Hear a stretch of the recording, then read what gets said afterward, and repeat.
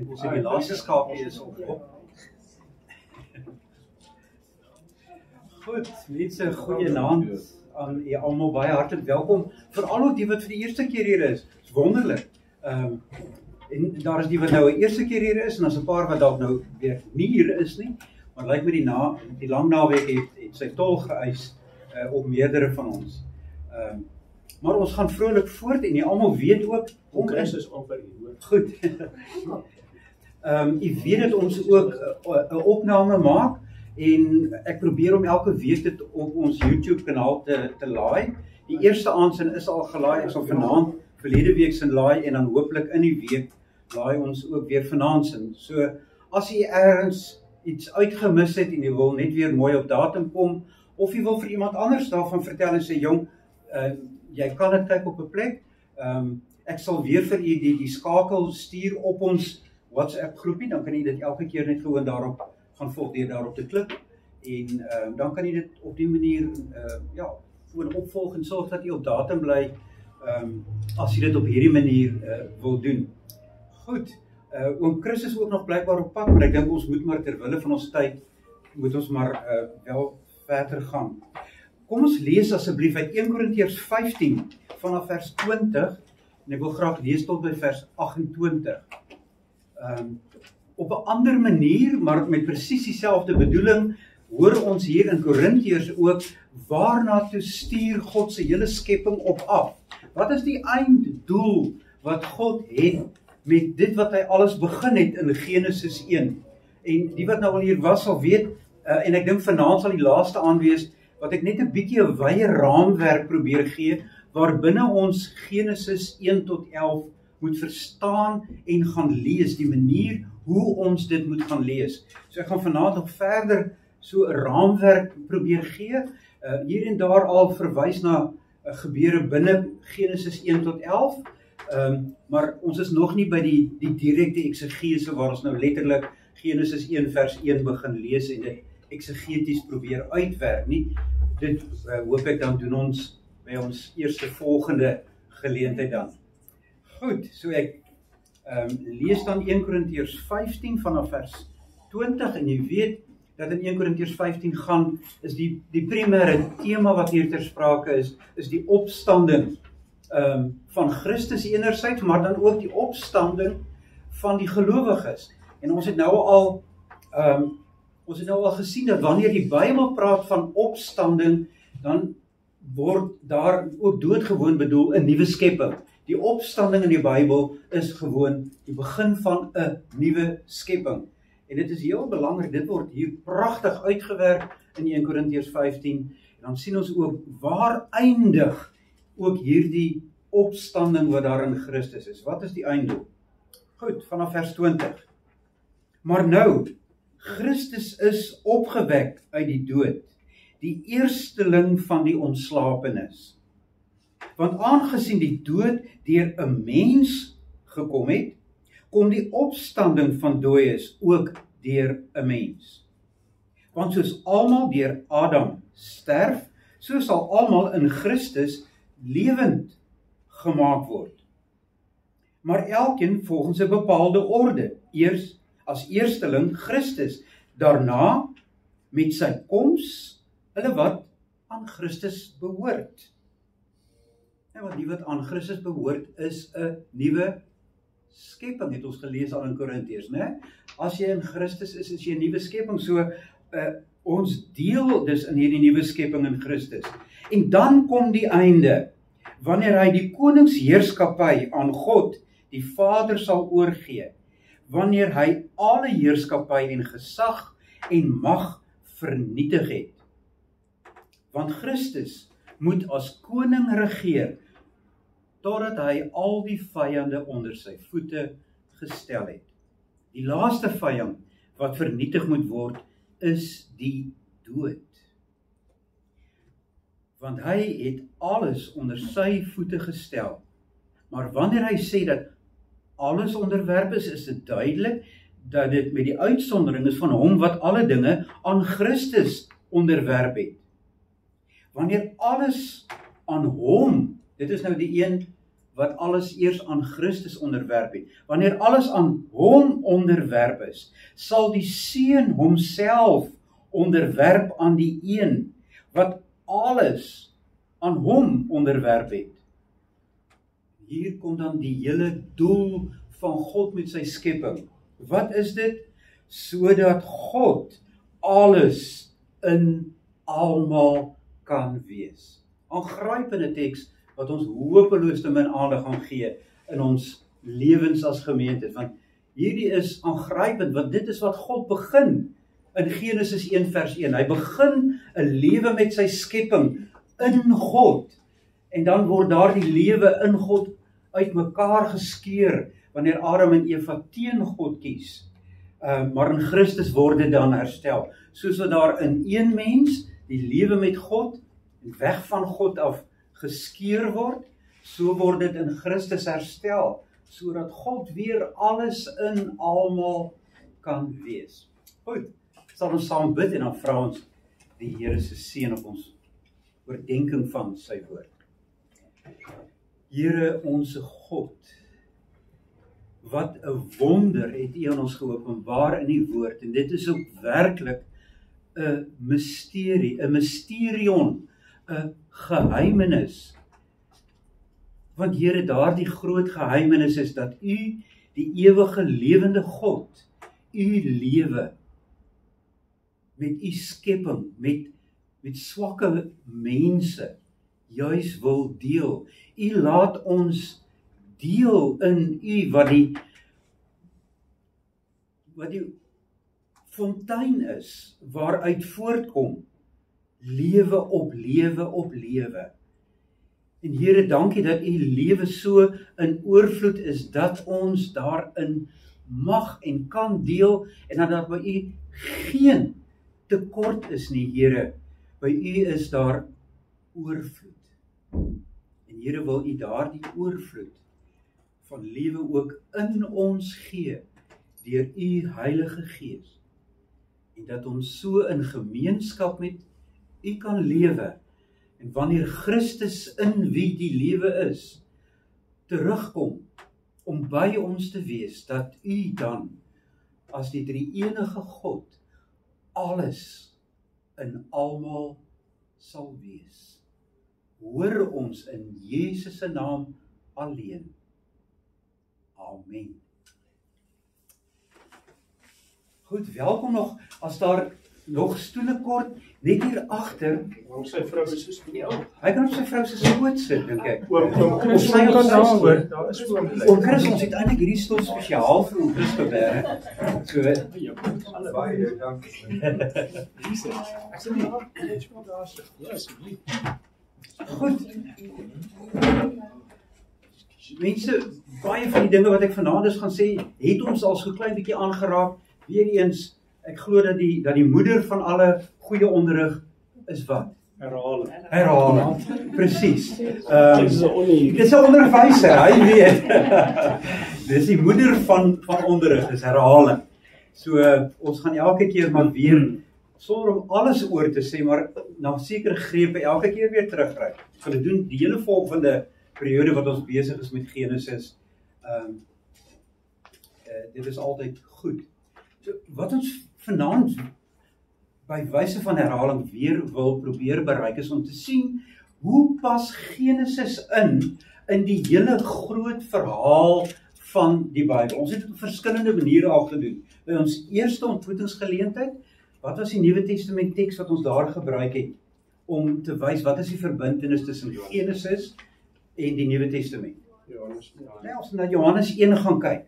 In die begin was die woord en die woord was by God en die woord was God en niks het ontstaan sonder dat dit uit en deur hom ontstaan nie. En hy was die lig vir God se skepping. En dit is waar Genesis dan ook begin met alles. Met God wat homself kom gee vir sy skepping. En dis wat gebeur in Genesis 1. God kom gee hom sodat homself, letterlik homself, hy is die lig en die lewe vir die wêreld. Dis die groot prentjie wat daar vir ons geskets word. Heel aangrypend.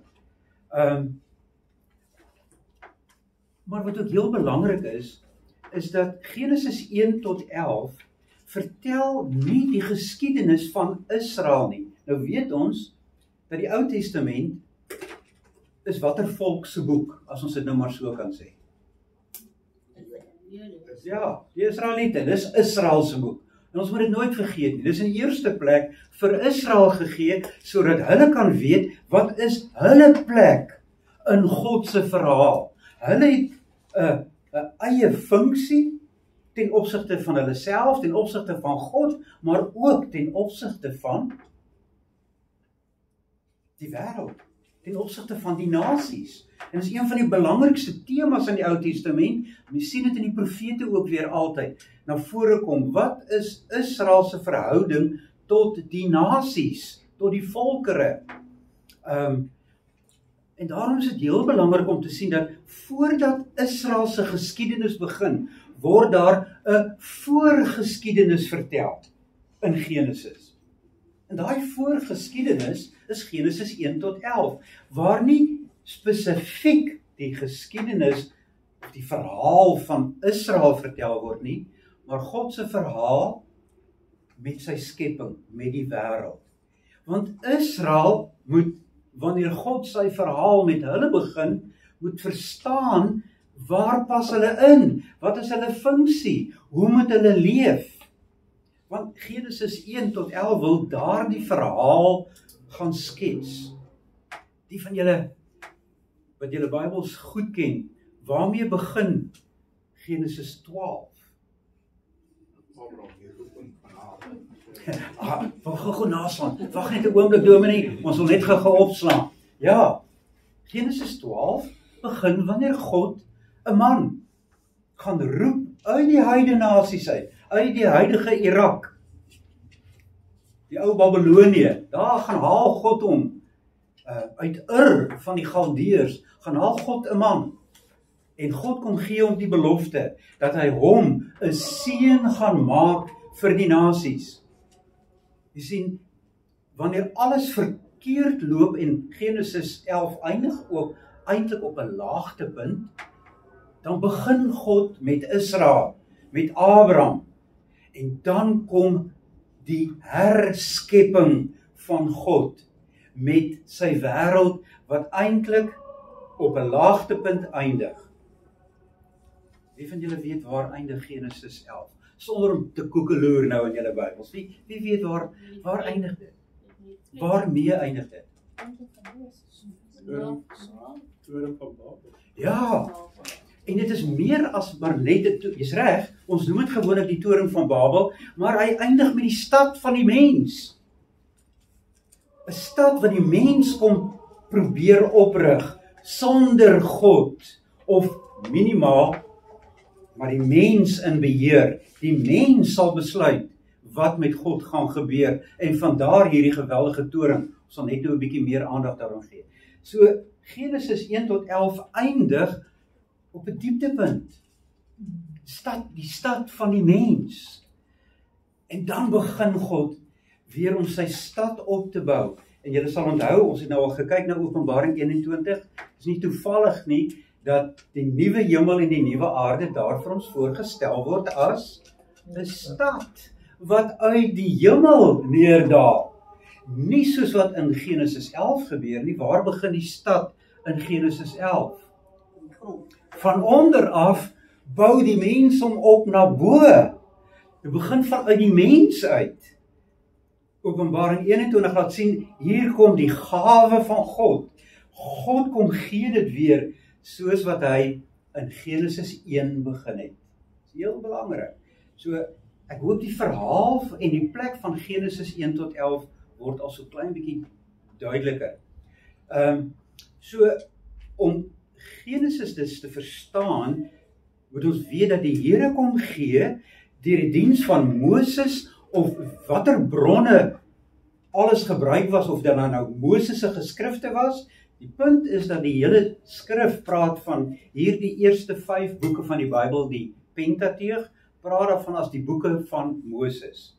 So op een of ander manier deur die bediening of middelaarskap van Moses is hier boeke gegee vir Israel om te weet wie is hulle, Wat is hulle verhouding met God? Wat is hulle verhouding met die wêreld? Wat is hulle verhouding met die nasies? Wat is hulle verhouding met die land waarin hulle gaan woon? Wie en wat is hulle voor God se aangesig? Goed. 'n Vraag wat ek sommer graag so in die midde wil gooi. As u al gaan kyk het na die papiere wat ek vanmiddag uitgestuur het of die aantekeninge, beklemtoon ek ook daar dat Genesis en die verhaal van Israel en die verhaal van Jesus Christus is dus een geïntegreerde verhaal. En as ons Jesus wil verstaan, mense, is daar niks belangriker as dat ons 'n keer ons Ou Testamente moet uithaal en tot in die murg in gaan leer ken. As ons Jesus wil verstaan, moet ons Ou Testamente ken. As jy wil weet wat is Jesus se opstanding en die betekenis daarvan, as jy wil weet wat is die betekenis van Jesus se hemelvaart, as jy wil weet wat dit beteken dat Christus opvaar na die hemel en daar vir ons 'n plek voorberei, dan is daar niks belangriker wat jy kan doen, as behalwe om die Nuwe Testament te lees, die Ou Testament te gaan lees en die agtergrond daarvan te kry.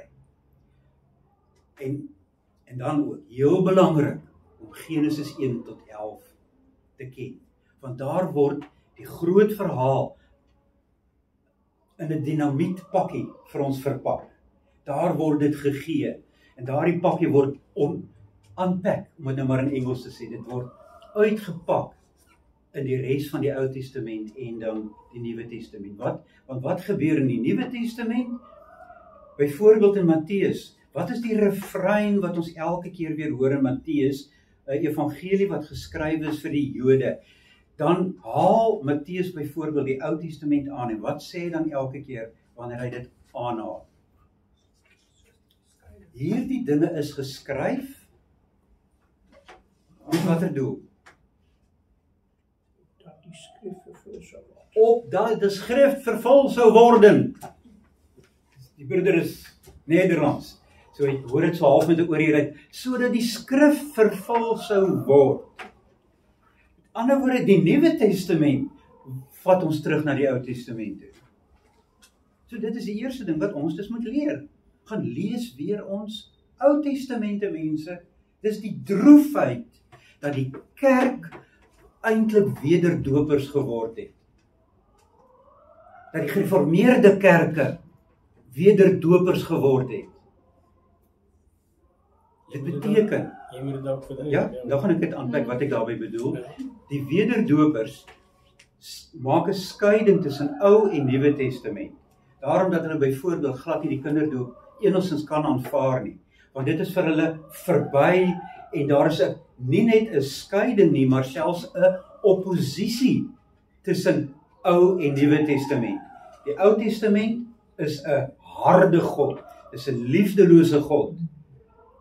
Maar in Christus kom daar nou 'n nuwe God, een wat naby aan ons is, een wat nou Immanuel word, maar voor dit was dit 'n afstandelike God, 'n vreemde God, een wat eintlik nie liefde ken nie. Nou mense, as ons Genesis 1 tot 11 verstaan, gaan ons dadelik weet, dis 'n leuen. Dis absoluut 'n leuen. Want letterlik in Genesis 1 vers 2 hoor ons al dadelik van God se betrokkenheid en sy nabyheid by sy wêreld. Dat hy omgee, dat God homself kom gee. Hy is die lig vir die wêreld. Hy kom laat spoel die oorvloed van lewe in hom uit oor die mensdom. Goed. Nou, die vraag wat ek net nou al wou vra. Enige een of meerdere van julle, as jy nou vir iemand buitekant die kerk, iemand wat nie die Bybel ken nie, in 'n paar sinne moet vertel, waaroor gaan die Bybel? Vertel gou-gou. Waaroor gaan die Bybel? Koningskap van God. Hier is een wat dit opsom in een sinnetjie wat sê, dit gaan oor die koningskap van God. God se heilsplan, raadsplan. Ja, so as jy nou praat van heilsplan, dan sê jy klaar al ietsie meer as oom Chris, Heilsplan beteken jy gee ook 'n plek vir die mense, want heil beteken dit gaan oor die redding van mense. Ek weet Chris sluit dit nie uit nie, maar dis belangrik want die Bybel gaan nie net oor God nie, maar dit gaan oor God in sy verhouding tot sy skepping, mense ingesluit, né?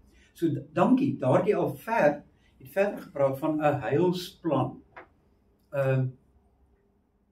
Is dit al? Die opleiding, die wat voor die inkarnasie gebeur en na die inkarnasie. Vertel meer daarvan. Inkarnasie is die hoogtepunt van die hele Bybel. Hoekom sê jy dit? Hy sê hier 'n ongelooflike ding. Ek weet nie of hy besef wat hy sê nie. So ek wil hê jy moet dit verduidelik, want dis wesenlik. Hy sê in die inkarnasie is daar eintlik 'n bepaalde hoogtepunt. En ek dink jy's 100% reg. Vertel 'n bietjie meer. Want dit wat verlore was in Genesis 3 word dan weer teruggevat deur Christus inkarnasie. Met ander woorde, 100% reg. Met ander woorde, God se eenheid met die mens, die feit dat God en mens een word. Wat 'n geheimenis. Mense, glo ons nog dat Jesus God en Christus in een persoon was? Glo julle dit? Ja? As jy dit glo, dan glo jy in die vervulling van Genesis 1.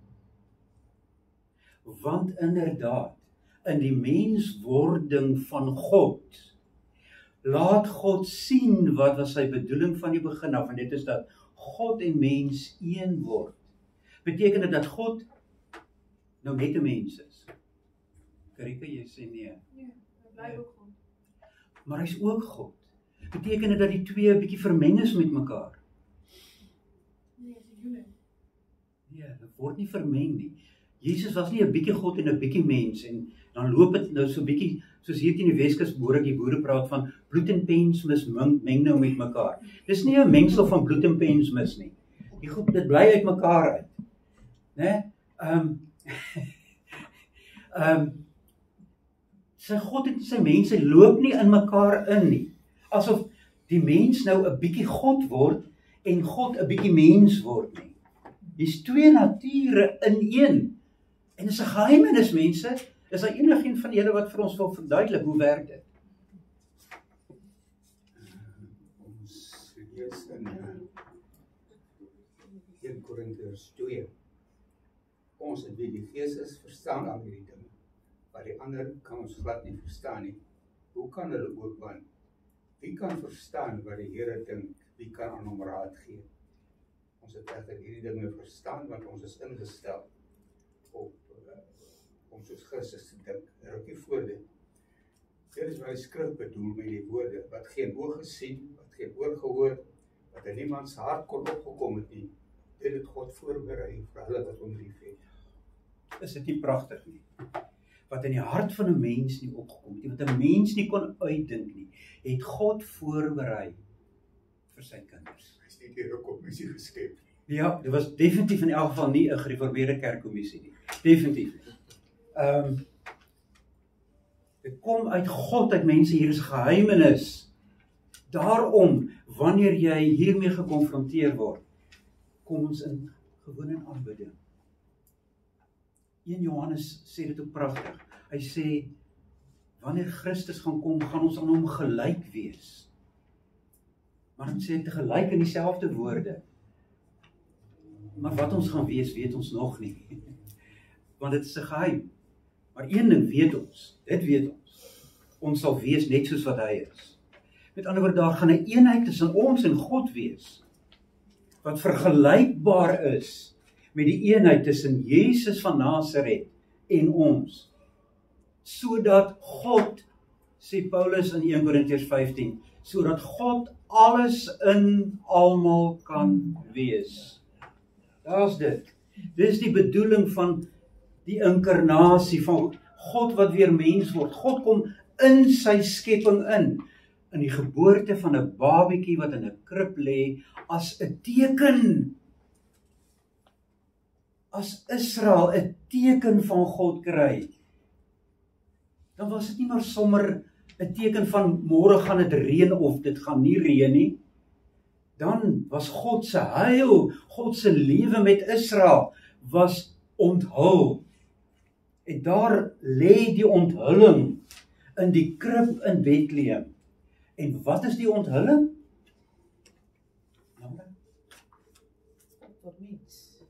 God word mens. Sodat God in die mens weer alles kan wees. En dit moes gebeur.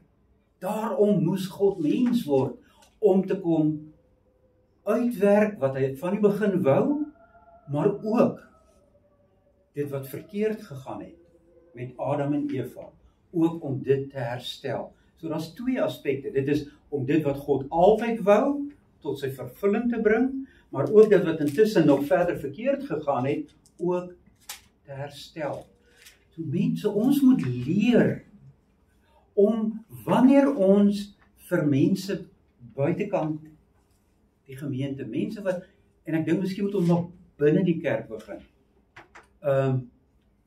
om die verhaal te vertel van waarmee het God begin en waarna toe is God met ons op pad. Dat ons vertel dat God het homself kom gee vir sy skepping. Hy was die lig vir die wêreld.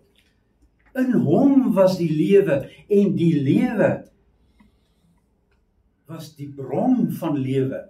Jesus sê dit en die Jode wil hom doodmaak as hy sê ek het die lewe in myself.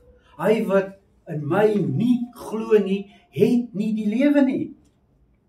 Dis daar die lewe van God wat in Christus vir ons gegee word, soos wat God dit in Genesis 1a vir die skepping kom gee het. So kom ons vertel hoe God met 'n geweldige werklikheid begin het. God kom gee homself letterlik van die begin, mense. En dan gebeur die ondenkbare in Genesis 3. Wraggies.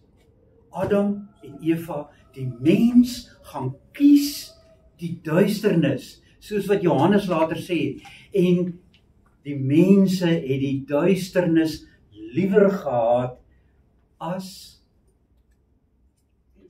die lig. Dis daar die tweede groot geheimenis. Die eerste geheimenis is dat God homself vir sy skepping kom gee.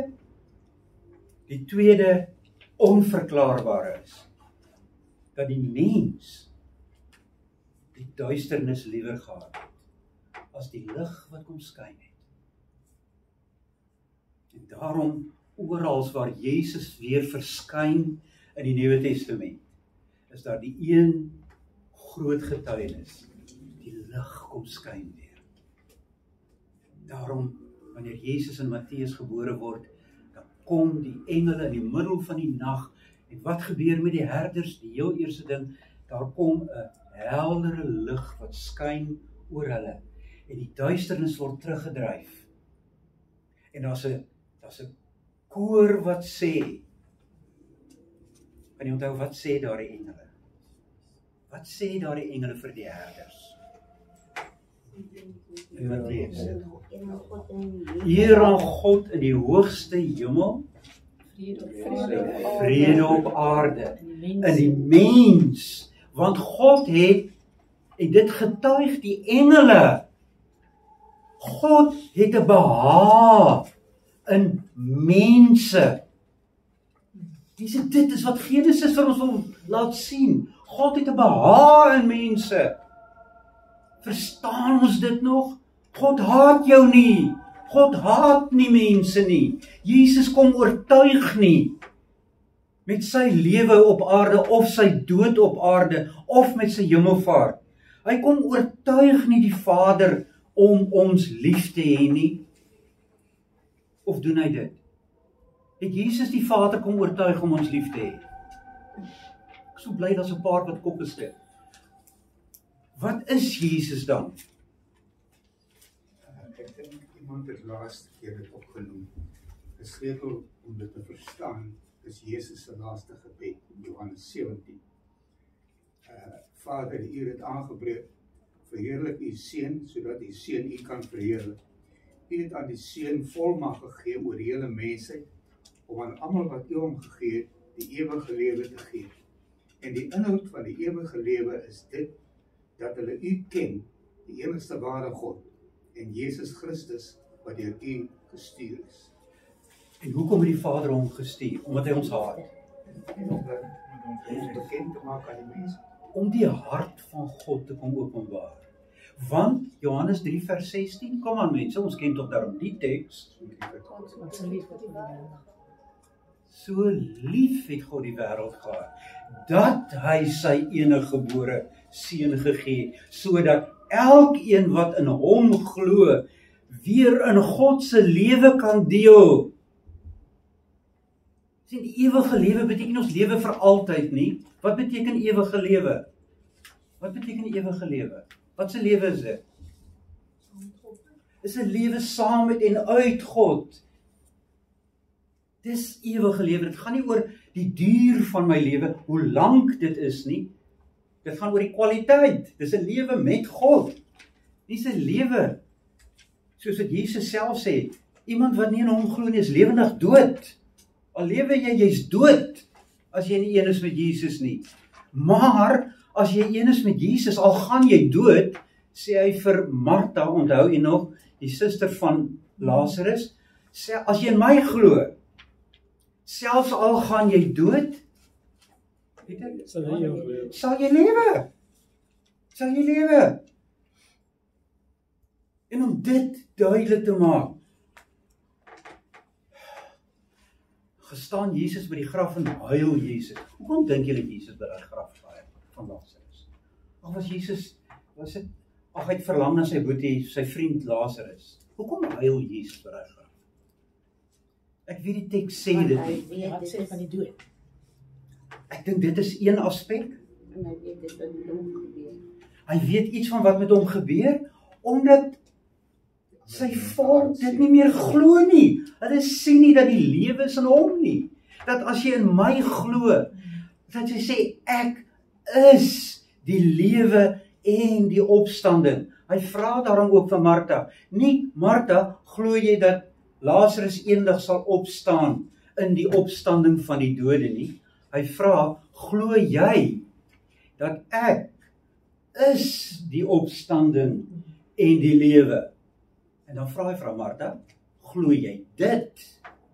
En daarom staan en huil Jesus by die graf, want sy volk glo dit nie meer nie, maar om dan te laat sien dat hy is die opstanding.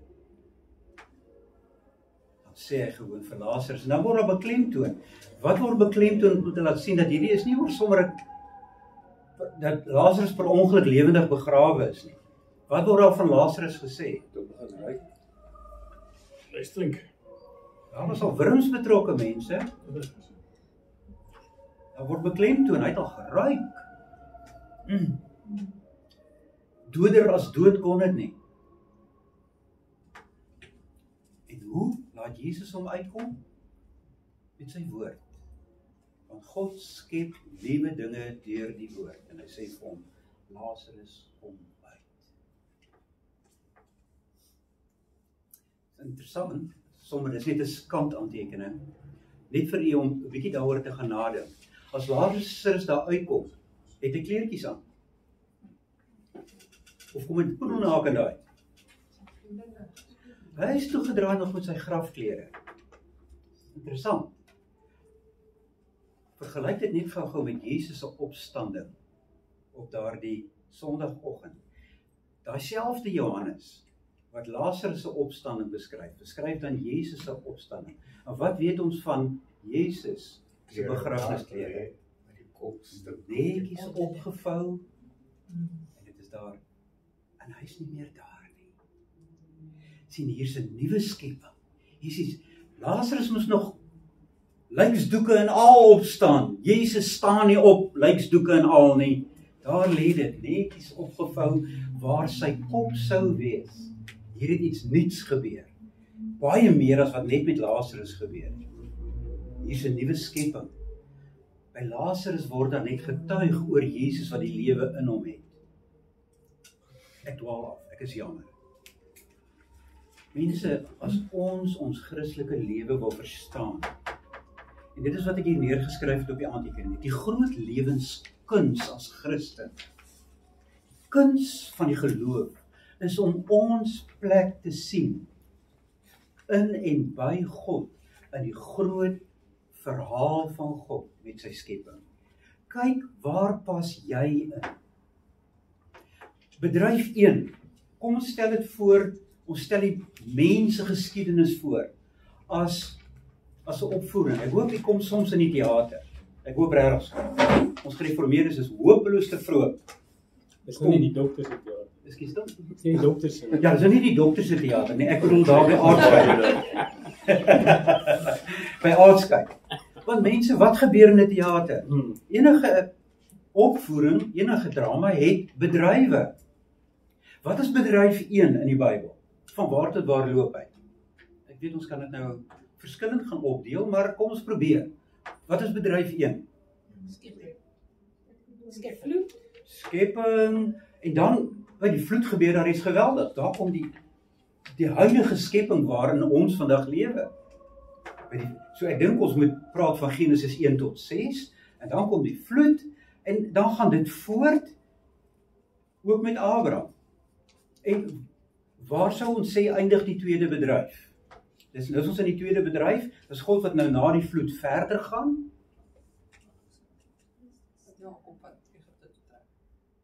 Ja, ek dink dit is heel belangrik, want nou, en dit is waar die Pentateeg eindig. Waar eindig Deuteronomium?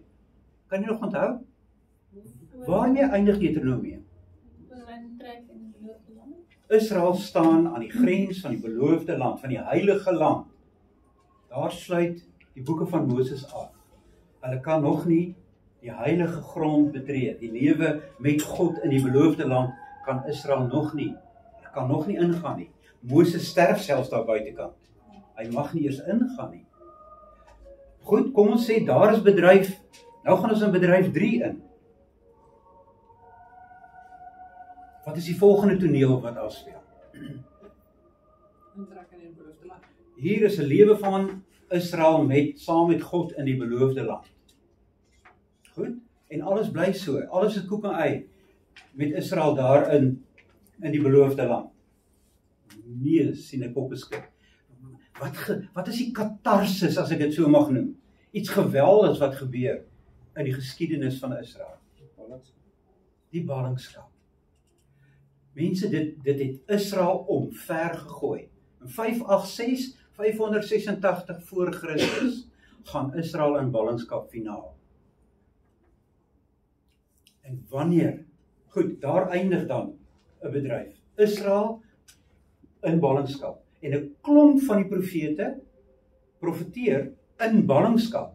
Dink maar, Jeremia, Jesaja, noem hulle op. Die een na die ander profeet, Jesegiel, sit in ballingskap wanneer hulle profeteer oor 'n nuwe toekoms. Dink aan Jesaja wat eindig met die belofte van 'n nuwe hemel en 'n nuwe aarde. Jesaja 65 eindig wanneer die volk in ballingskap sit met God gaan 'n nuwe skepping maak. 'n Nuwe hemel en 'n nuwe aarde. Dan gaan 'n nuwe bedryf kom. En wanneer begin daardie nuwe bedryf? So dit pas ons nou al in daai, pas jou storie in daai bedryf in. Ja? Het jy nie daar geleef nie? Nee, ek bedoel in die nuwe bedryf.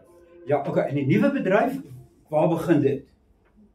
Johannes die Doper. Johannes die Doper, die laaste Ou Testamentiese profeet. Die laaste profeet.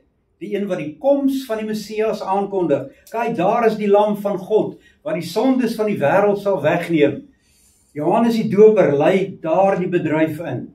En hier kom Jesus dan, en hy laat hom doop deur Johannes die Doper. Is ons nou by die laaste bedryf, of gaan daar nou nog iets gebeur? Pas ons eers in die land Kanaan, moet ons ook Jordaan toe gaan en ons daar laat doop? Of moet ons met Jordaan water net gedoop word? Wat gebeur dan aan die einde nog van daardie verhaal, waar die Nuwe Testament ons eintlik nie los? Die kruisiging en die opstanding. Die opstanding. Die opstanding, en wat daarmee saamgaan, Die uitstort van die Heilige Gees. die hemelvaart, en wanneer Christus dan opgevaar het, dan kom gee die laaste bedryf. Dis waar jy en ek inpas. Na Pinkster. As jy wil weet wat die wil van God vir jou lewe is, kyk hoe jy in daardie bedryf inpas. En gaan hierdie bedryf maar altyd net so aan. Ons gaan hier op aarde bly en ons gaan altyd maar sukkel en dit gaan altyd maar net. Of is daar 'n finale, die grand finale van hierdie toneelstuk? Wederkoms. Is die wederkoms. En dan sal God alles in almal weer wees. Dan kom Christus uit daardie heiligdom van God, kom die Godmens, Jesus, en die wat aan hom behoort, wat met hom een is, kom bring hy in die lewe met God weer in, op 'n manier wat dit nog nooit voorheen was nie. En God sal alles in almal wees. Mense, dis die verhaal waarin jy en ek lewe. Wat is daarom die groot roep en die gebed op ons lippe? Dis die gebed wat ons ook lees in Openbaring 22. Wat is die gebed wat ons behoort te bid?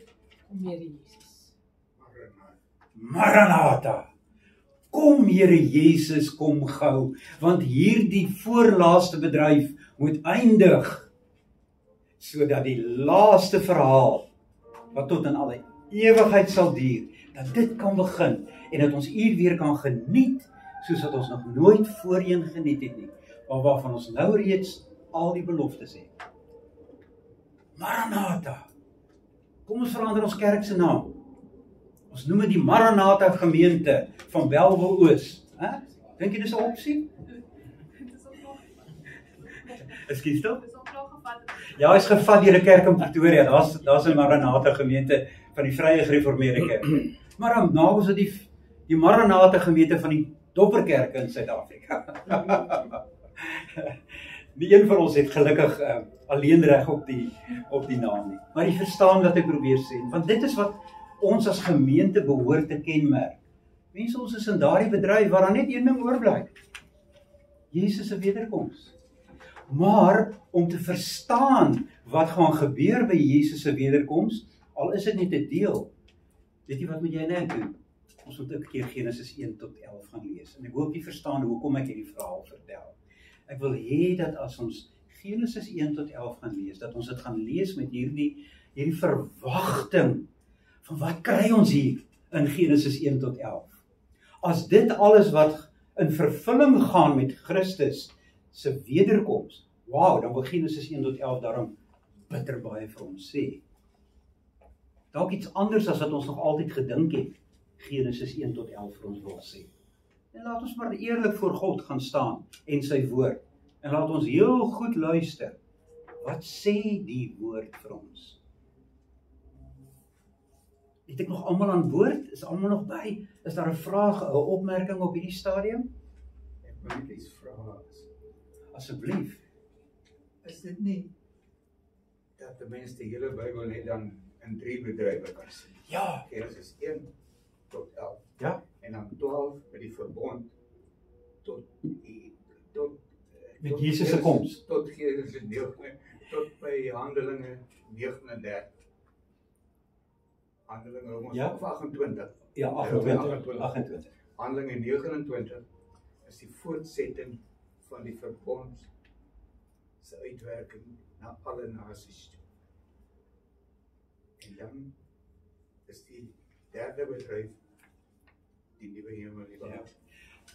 Ek dink wat mooi is wat oom Chris vir ons wys is, dit wat ek nou probeer doen het, was net 'n oefening om te sê, kom ons gaan deel die verhaal op in stukke. Jy gaan dit verskillend kan doen.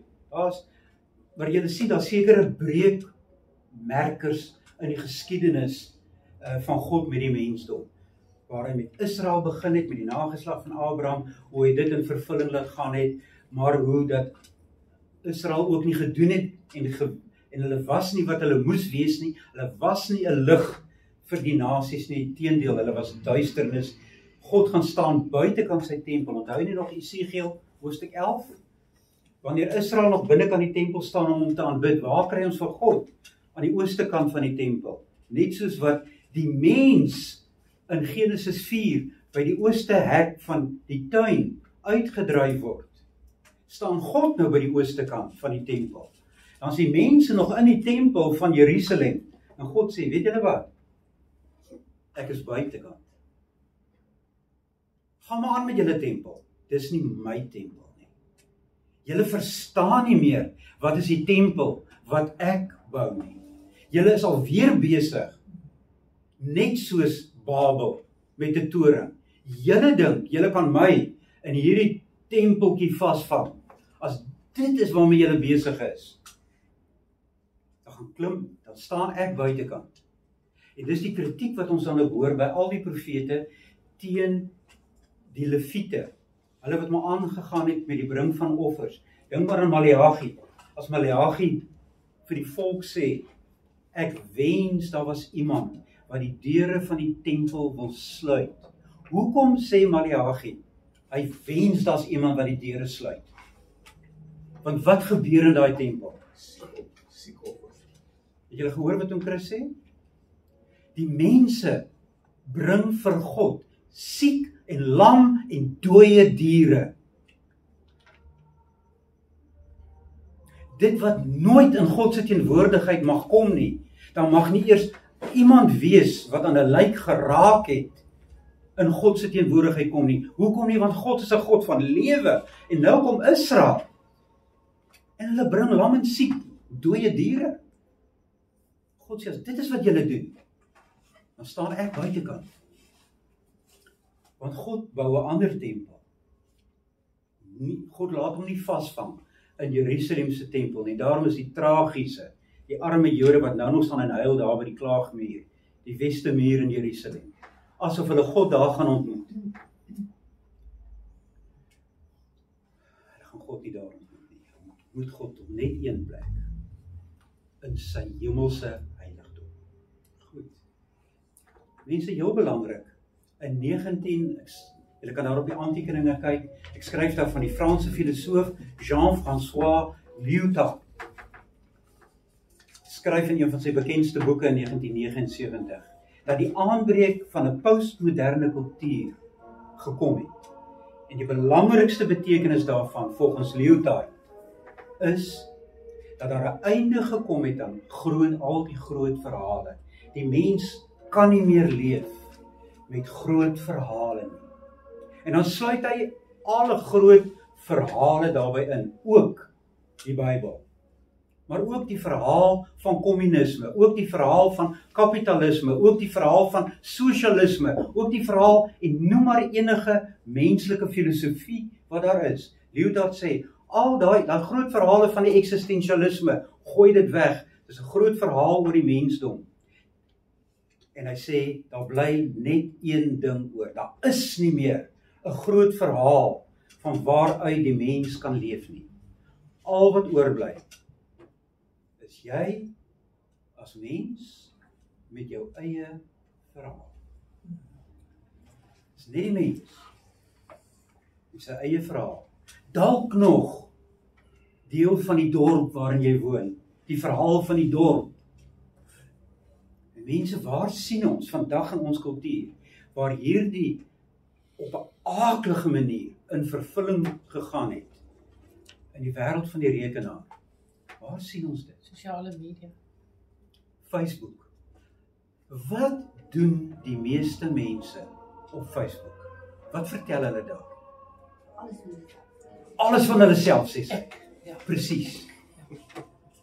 Ek het vandag opgestaan en ek het Weet-Bix vir ontbyt geëet. Magies, moet die wêreld daarvan weet? En ons gaan die naweek daar en daar vakansie. Werklik? Is dit die verhaal wat jy wil vertel? Is dit die verhaal waarmee jy lewe? Mense, dis nou die tipiese. Ons hele lewe het opgegaan in onsself. Maar ons het 'n baie vroom kerklike manier waarop ons dit invul. Ons vertel die verhaal van ons kerk. Ons hele verhaal gaan op in die geskiedenis van ons kerk. Nou ons is die ware kerk. En almal wat wil Christen wees, moet by ons wees. Klink dit bekend? Het jy dit al gehoor? Baie. En my redding. En ek is op pad daarna toe. Uiteindelik, as dit dan die individu in die kerk is, as dit nie gaan oor ek en my kerk en ek wat die ware kerk het, en almal weet mos waar is die ware kerk, so hulle moet by ons wees. Ek sal nooit vergeet, toe ek 'n keer met 'n kerkraad gepraat het oor ons in 'n gemeente wat een moet word. Een was 'n NG Kerk en ons is van die ander gemeente. Toe vra ek vir die kerkraad, nou broers, as ons nou een gaan word, hoe gaan dit gebeur? Gaan hulle na ons toe kom of ons na hulle toe? Wat was die antwoord? Hulle gaan na ons toe kom natuurlik. As ons nie 'n vraag daaroor nie. Hulle gaan na ons toe kom. Mense, is dit nie presies hoe ons in ons eie gemeente hier dink nie? Ons wêreldjie, ons kerklike wêreld, het so groot geword soos ons eie plaaslike gemeente. Miskien nog ons kerkverband. Sien ons nog as gemeente dat ons inpas in 'n groot verhaal wat baie meer is as ons met ons ou klein kerklike gewoontetjies en gebruike en klemtone wat ons plaas. En die ander is dan dit, dankie Dominee Nel daarvoor. As dit nie die kerklike verhaal is nie, dan is die groot verhaal ek en die redding van my siel. O, my siel. Dan gaan dit alles oor ek en my redding. En ek sien nie meer raak dat God my deel gemaak het van 'n kerk nie, van 'n gemeente, en dat ek 'n plek kry in 'n gemeente, dat ek deel is van die kerk van Christus oor die hele aarde, maar nie net oor die hele aarde nie, maar ook deur alle tye. Lyk jou gemeente nog herkenbaar vir 'n gelowige uit die 4de eeu na Christus? Gaan hulle nog tuis wees? Sou Augustinus in jou gemeente tuis gevoel het? Sou Calvin in jou gemeente tuis gevoel het? Sou Jakob Spener tuis gevoel het in jou gemeente? Noem hulle op deur die kerkgeskiedenis. Ek sê, hulle gaan vreemdelinge wees. Want ons het ons hele Christelike bestaan gaan inrig uit ons ou klein bietjie kennis. Mense is tragies. Kerkgeskiedenis is een van die mees verwaarloosde vakke in teologiese opleiding. Hoekom? Want as ons dink dit gaan wat die evangeliese wêreld so beklemtoon. Die Bybel gaan oor hierdie groot verhaal, ek en die verlossing van my siel.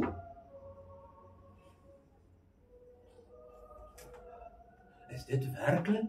Dink jy, dis waaroor dit gaan? Natuurlik is daar 'n redding. Maar daardie redding is 'n herstel van God met die mensdom, waarvan jy deel mag wees. Natuurlik. Maar God se reddingsplan gaan oor die herstel van 'n mensdom, van sy skepping. Ons raak bang as hulle praat oor mannetjies op Mars. Mensdom, Mars is net nie om die draai. Weet jy wat lê nog als daar agter? Wat ons nog gaan ontdek in die lewe hierna. En daaroor gaan dit vir God. Al die black holes wat daar buitekant is, ons gaan dit nog alles ontdek, want jy gaan daaroor regeer, my liewe broer en suster. Want in Christus deel ons in sy heerskappy. Dis die verhaal. Klink dit, maar klink dit bekend? Of Dat jy nog net, want dis kom ek hulle gevra deur die wederdopers toe jy sê, want is 'n baie moeilike ding vir baie gereformeerde mense vandag, is hierdie verhouding tussen dopersheid en my siel en my redding en die groter prentjie. Hy het dit nou mooi gesê, dit gaan oor jou saligheid, dit gaan oor jou persoonlike gewete, dit gaan oor die wraak van die woede van God oor ons sonde, maar wat ons vergeet het, is ons het ons losgemaak van die verbond van God en die openbaring in sy skrif, die groter prentjie. En hoekom het dit gebeur? Want die fokus het geweldig sterk op ons eie, ons noem dit pietisme amper, né? Ja. Die persoonlike redding het die groot klem gaan kry. En die opstanding van Christus en die eenheid van God se kinders en die eenheid van sy kerk, as jy die Nuwe Testament lees byvoorbeeld, het onderwaardeer begin word. Verstaan julle? So dit het verskriklik gegaan oor my eie geloof, my eie sekerheid van geloof, my eie verhouding met God, wat alles belangrik is. Maar die groter verbond, die groter, en Christus het dan gewys, die groter kerk, die eenheid, as jy die briewe van Paulus lees, as jy Hebreërs lees, as jy Openbaring lees, daai geweldige roep tot eenheid van gelowiges, het op 'n manier, het ons begin sê op 'n manier, dis nie belangrik nie. Nee, en ek dink dit is waar 'n geweldige groot probleem vandag lê. Elke tweede ou kan sy eie ding doen. Dis amper soos TikTok. Jy weet, jou kerk is amper soos TikTok. En daai eenheid, daai groter erns van met mekaar se saligheid, het langs die pad geval. Want ons het die natuur gaan kry van Kain. Wat sê Kain as God na hom toe kom en vra, waar's Abel? Is ek my broer se wagter? Dis presies wat jy nou sê. Sien, daai breuk in die mensdom. Moet ek verantwoording aflê oor my broer en suster? Ja. En daarom, ons gaan verantwoording aflê van mekaar. Wat het ons gedoen met mekaar? Hoe het ons mekaar gehelp in hierdie lewe met God? Ek dink as een van die profete wat ook sê, sy bloed sal van jou hand geëis word, Ja. as jy hom nie gaan reghelp nie. Dis die dringendheid van die konteks waarbinne Paulus dit plaas. So, weer eens mense, dit gaan daaroor dat ons nie sig verloor op die groot verhaal nie.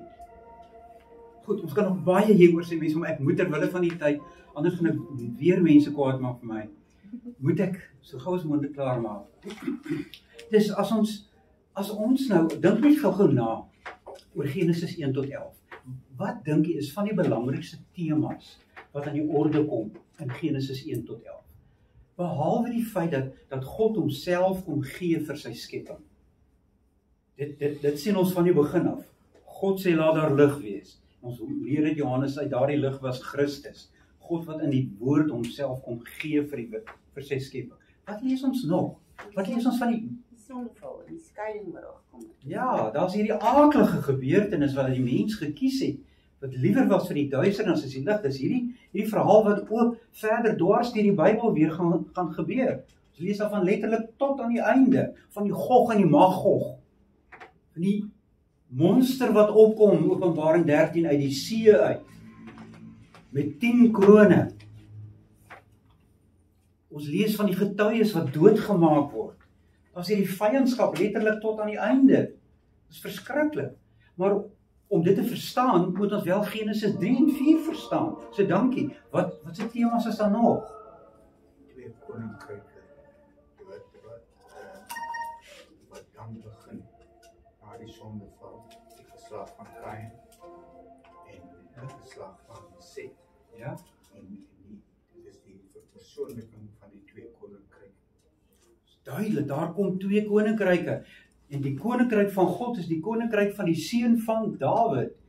Uit hom uitkom God en hy kom rig 'n koninkryk op wat uiteindelik die oorwinnaar is oor die sondige koninkryk, die koninkryk van wat uit die mensheid opkom.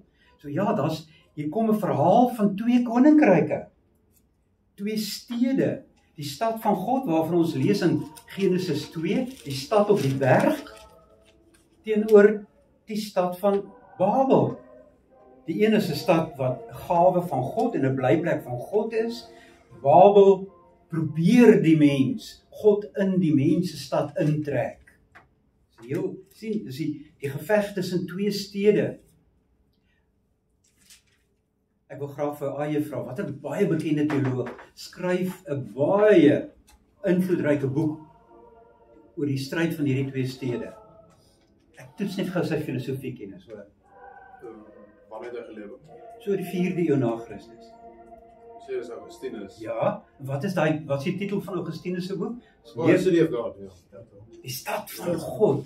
Wanneer skryf hy dit? Wanneer die Islam in optog is na Europa toe, om Europa in te val en die heidendom, wat die so gaan... Jy's by jy's by die ouens wat uit die noorde kom van Europa. Was dit nie, maar maar die Romeine kom. Nee, die Islam is eers by 600. O, jy's reg. Dit is die Romeine. Dit is ons voorouders, die Germane, dis hulle wat die Romeine kom. Dis reg. Islam is baie later, eers amper 700 na Christus eers.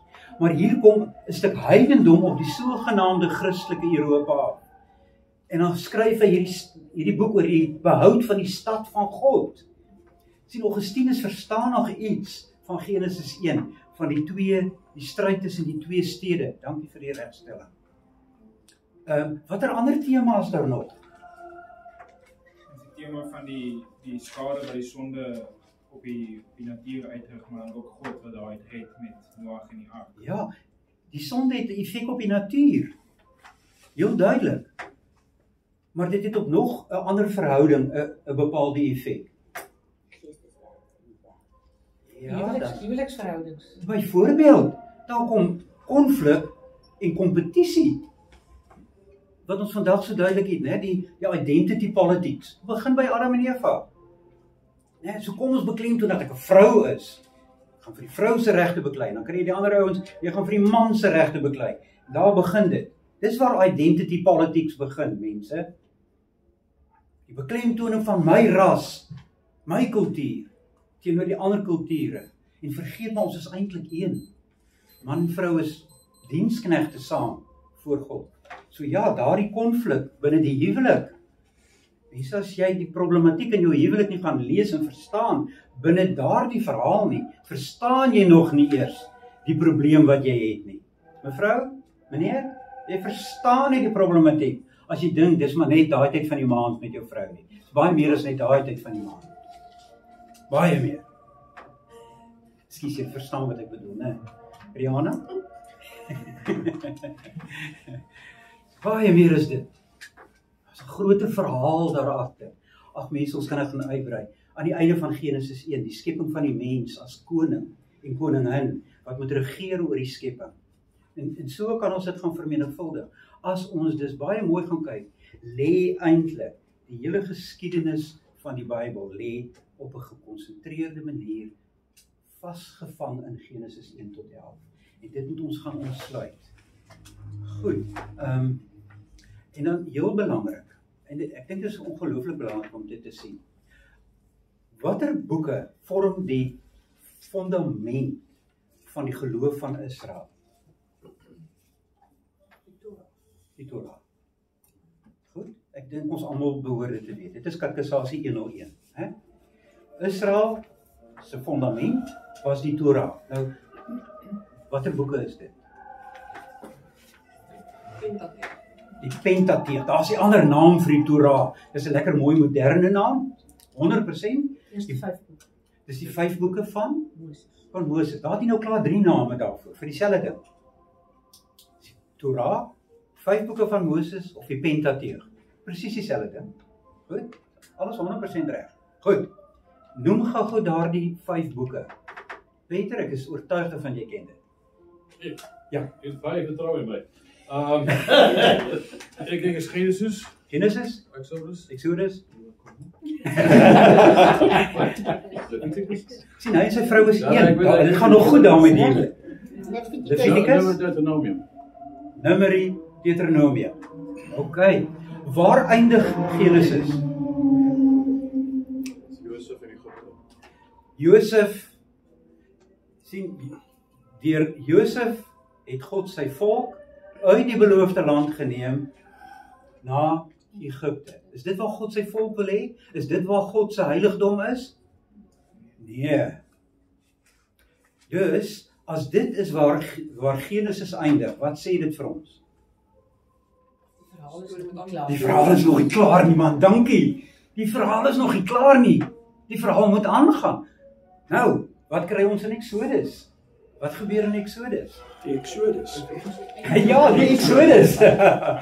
God wat 'n herskepping doen. Hy gaan haal sy volk, onthou jy nog vir Moses, in die mandjie uit die rivier uit, met al die pla wat uit die rivier uitkom en wat die Egiptenare tref, maar nie God se volk nie. Hy red hulle deur die water heen, die see wat oopmaak, en dan bring hy hulle aan die ander kant en hulle is veilig by hom. En dan, waarna toe is hulle op pad as hulle daar deur die Rooi See is? Wat is nou eintlik die hoogtepunt? Is dit wat die bevrydingsteologie vir ons sê, naamlik dat ons van onderdrukking gered moes word? Was dit die bedoeling van Exodus? Nee. So by die beloofde land uit te kom. Maar nog voor dit, jy's reg, uiteindelik, maar 'n baie belangriker baken voor dit. Die ontmoeting by die berg, dis waaroor Exodus gaan. God gaan gee nuwe lewe vir sy volk, hy herskep om hulle weer in sy teenwoordigheid in te bring. En dan letterlik van Exodus 18 af, waar die volk by die berg kom, tot by Exodus 40. Wat gebeur dit alles? Ons lees dit nooit nie, want dit is boring. Al die wette. En waaroor gaan daai wette? God te aanbid. Oor die bou van die tabernakel. Dis waaroor dit al die wette gaan. Gaan oor die bou van die tabernakel. Dis die wette wat daar gegee word. Dit moet die soort materiaal wees en dit is wat daarin moet wees en dis waar wie op watter plek mag kom en dis die taak van die priesters ensovoorts ensovoorts. Met ander woorde, wat word daar herstel in Exodus 20? In Exodus. Verhouding tussen God en mens. God kom gee homself weer vir die mens. Hy daal neer op die vlaktes. Waar daal hy neer? Op die berg van God. Hoor jy die echo van Genesis 2, waar God 'n stad op 'n berg gehad het, Eden? Daal God weer op 'n berg neer, die berg Sinai, waar God by sy volk is. Maar die aaklige is, daar word 'n grens getrek rondom hierdie berg. 'n Grens wat selfs diere nie eers mag oorgaan, want as diere daaroor gaan, sterf hulle. Goed, waar eindig dus? Waarmee eindig Exodus? Exodus 40, eindig met? Kom, mens katkasasie 101. Hulle weer terug in die woestyn in. Nog nie, julle mag koekeloer, julle mag kyk, asseblief, moenie bang wees nie, dis waarvoor ons Bybel sê.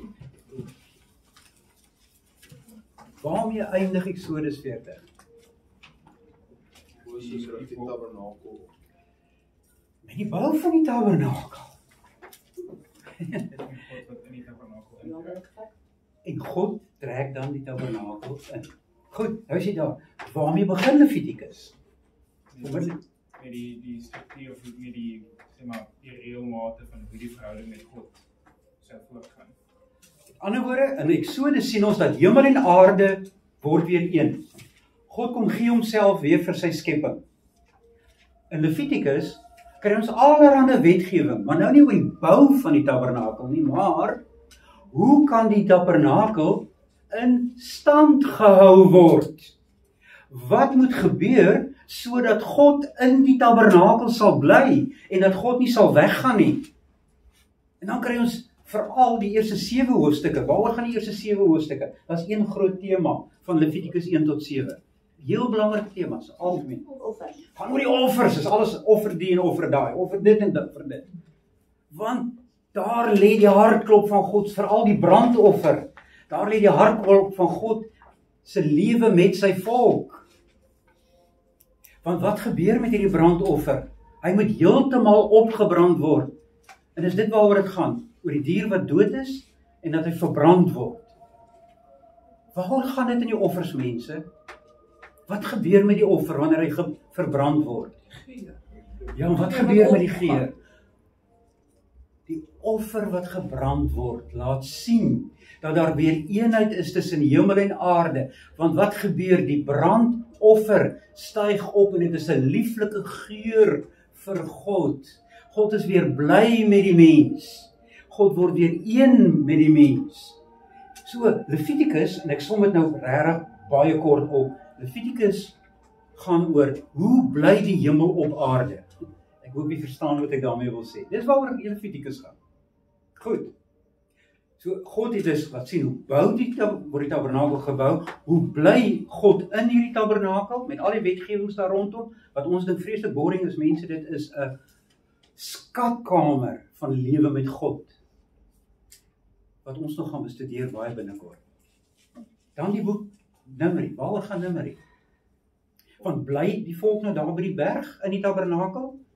Wat gebeur nou in Numeri? Organisasie van die Die organisasie van die volk se lewe rondom die tabernakel. Nou gaan dit oor die volk wat na die beloofde land toe trek, maar wat trek voor hulle uit die hele tyd? Die wolkkolom, die teenwoordigheid van God, of die wolk of die vuurkolom, en hoe hierdie trek met God se volk, en God in die midde van sy volk, op pad is na die beloofde land toe. En dan sondig die volk, en God herstel dit weer, en God gee water uit die klip uit, en hy maak water wat bitter is, maak hy weer soet, ensovoorts, ensovoorts. En elke keer, hoe weet Israel waarna toe om te trek? Hoe weet hulle, wat is nou die roete wat hulle moet volg deur die woestyn? Hulle doen net een ding. Hulle gaan agter die wolk aan. Of die vuurkolom. Of die wolk of die vuurkolom. En wanneer die vuurkolom gaan staan, of die wolkkolom gaan staan, wat doen Israel? Wel, dan volg hulle die wette wat in Numeri gegee word. En dit is, hoe vorm Israel dan hulle laar rondom die tabernakel? So dit gaan oor die lewe van die volk van God, rondom God se heiligdom, en met die heiligdom. Waar Levitikus se klem val op God se teenwoordigheid in die tabernakel, is Numeri, God wat nou op trek is met sy volk, in hulle midde, en hoe hulle lewe lyk, saam met hierdie God. Goed. En dan kom hulle aan die einde van Numeri, by die grens van die beloofde land. En nou moet hulle in 'n heilige land intrek. En in hierdie heilige land gaan daar 'n heilige stad wees. Kan jy nog onthou, wat is daardie heilige stad wat daar binnekant is? Iemand het dit gesê. Jerusalem. En watter heilige plek is daar in Jerusalem? Ja, die tempel. En waar in Jerusalem is die tempel? Is weer op die berg. Nee, maar dit kom. Dit is heel belangrik, want Deuteronomium gaan nou daar die verhaal vertel van nie meer hoe leef God in die tabernakel en hoe leef die volk rondom die tabernakel nie, maar hoe gaan God nou dit bewerk dat daar 'n heilige stad weer kom, Jerusalem, met 'n nuwe heilige berg Sion, en op die berg Sion, net logies mense, enige Jood wat Genesis 1 gelees het, wat gaan op Sion wees? 'n heiligdom, natuurlik. Want ons ken tog ons katekisasie, enige Jood ken sy katekisasie, hy het Genesis 1 gelees, as God by ons is daar 'n heiligdom, en dan vertel Deuteronomium hoe die volk moet gaan leef in daardie land, sodat dit 'n heilige land kan wees, sodat daar 'n heilige berg met 'n heilige stad met 'n heilige tempel. Mense, dis die fondasie van die Joodse geloof. Genesis tot Deuteronomium, die boeke van Moses, die Pentateug. En ons is bevoorreg dat ons nou 'n bietjie gaan kyk na Genesis 1 vers 11. Want dis om Israel se geskiedenis te verstaan, wat uit Egipte gehaal word, wat deur die woestyn gaan, wat in 'n beloofde land intrek, wat later weer uit die beloofde land weggejaag word. Om dit te verstaan, moet ons Israel se geskiedenis verstaan. In teenstelling tot Luther wat sê, 'n mens kan nie leef met groot verhale nie, gee die Here Moses en sê, ek gee julle 'n groot verhaal waarmee julle moet lewe. My verhaal met die skepping. Gaan lees Genesis 1 tot 11. Dis my groot verhaal Gaan leef daarmee. Lyotard of te nie, postmodernisme of te nie, Facebook of te nie, ware kerk of te nie, ek en my redding of te nie. Ek hoop julle hoor wat ek probeer sê daarmee. Kom ons kry ons fokus reg op God se groot verhaal en gaan leef met daardie verhaal. Dan gaan ons weer oë kry van mekaar. Ons gaan weer verstaan hoe ons mekaar moet dien, hoe ons, wat beteken dat kerke een is, ensovoorts. Daarvoor moet ons begin by Genesis 1. Soos enige goeie onderwyser gaan sê, waar begin ons? Meneer Wessels? Ek sien goeie onderwyser. Dis nie by die begin. 1 + 1 is 2. Ons begin by die begin. Square one. Jy onthou nog die musical, Sound of Music? When you read, you begin with ABC. When you sing, you begin with When you believe, you begin with Genesis. Maak dit sin? Ek hoop so. Ek hoop julle verstaan mense wat ek vanaand probeer doen het. En ek hoop julle sien julle lewe in daai groot verhaal en dat ons Genesis 1 tot 11 met daardie verwagting gaan lees. En glo my, Genesis 1 tot 11 is nie maklik om alles te verstaan nie. Ek sit nie hier en ek gaan ook nie hier sit as iemand wat dink ek weet alles van die uitlegging van Genesis 1 tot 11 nie. Teendeel, ek gaan ook struikel, ek gaan ook val, ek gaan ook foute maak. Julle gaan ook verskil met my eksegese. Dis oké. Maar kom ons probeer die groot verhaal wel raak sien. Genesis 1 tot 11 is moeilik, regtig, dis nie maklik nie. Gaan lees maar die kommentare ook daar buite. Ek het 'n bietjie versameling gemaak van kommentare. Dis moeilik, hulle verskil met mekaar. Maar kom ons gaan lees dit, in geloof en in verwagting. En ons leer, en ons groei in ons geloof.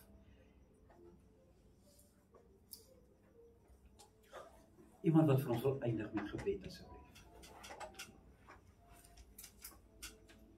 Sien jy kans daar? Sien jy kans? Ons broer daar langsaan met die bar? Nee, enige iemand wat. Pieter, sal jy asseblief, baie dankie. Here, onse Here, hoe lieflik is U naam op die ganse aarde. Ons verstaan vanaand opnuut, U is met ons op pad en U is by ons.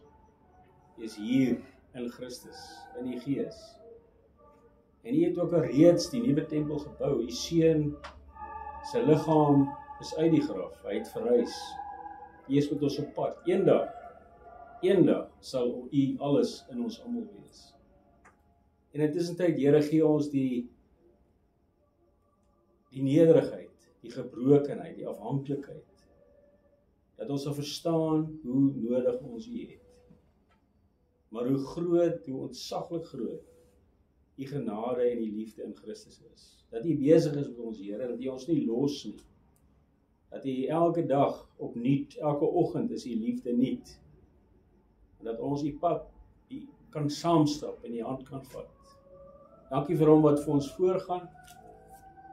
Dankie vir die toewyding, vir die skrifte, dankie vir elke een, Here, wat U gee, om ons kennis ook van U te verryk. Ons loof en ons prys U in Jesus se naam. Amen. Mense, voordat ons gaan, hierdie man wat hier langs my sit, word môre 2/9. Mag ek 'n voorstel maak, dat ons staan en ons sing Psalm 134 vers 4 vir hom. Laat Heer U seën op hom daar. Sal ons dit kan doen? En iemand wat 'n ordentlike sangstem het, anders as ek, net vir ons kan u sit asseblief.